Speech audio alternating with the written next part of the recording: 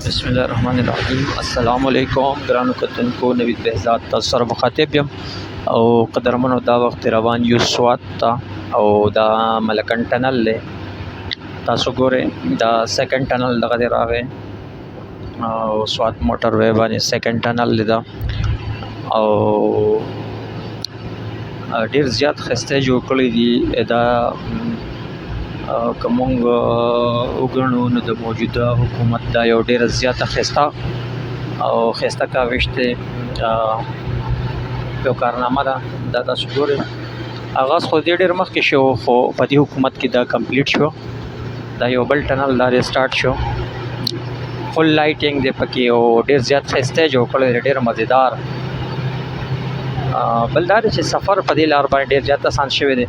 نو تاسو هم که راځئ نو سوات ایکسپریس وی باندې راتلی شئ سوات ته، چونکې نن سبا موسم ګرم دی، مردان پېښور صوابۍ نوښار دغې علاقو کې. نو تاسو سوات ته راتلی شئ او سوات موسم نسبتاً د هغه ځای لږ ښه دی. اوس خو روژه هم را روانه ده، مونږ هم روان یو څه کار پسې، خو ما وی چې لږه شانتې د دې ټنل دا ویډیو تاسو له وکړم او لږ شانتې یو نظاره درته د دې ځای وښیم. ما باندې ښه ولګېده، هسې خو ډېر په دې لار تللی راغلی یم خو چېرته مې ریکارډ کړی نه دی. نو ما وی چې نن دا زه لږ ریکارډ کړم. دا چې 4 ټنل مونږ کراس کړل او دې وخت کې مونږ بهر راووتو. دا چې سوات ایکسپریس وی ته دې ټیم کې مونږ راغلو، بالکل بهر راووتلو او روان یو چک درې ته. او دا بالکل چک دره چې ده نو بس رانږدې ده دې ټایم کې.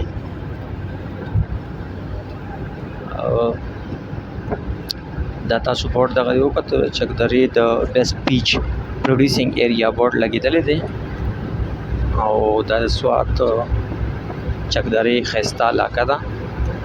دا ایکسپریس وی چې تر چرسدي چک درې پورې ده او د هغې نه اخوا بیا سوات ته تللې ده.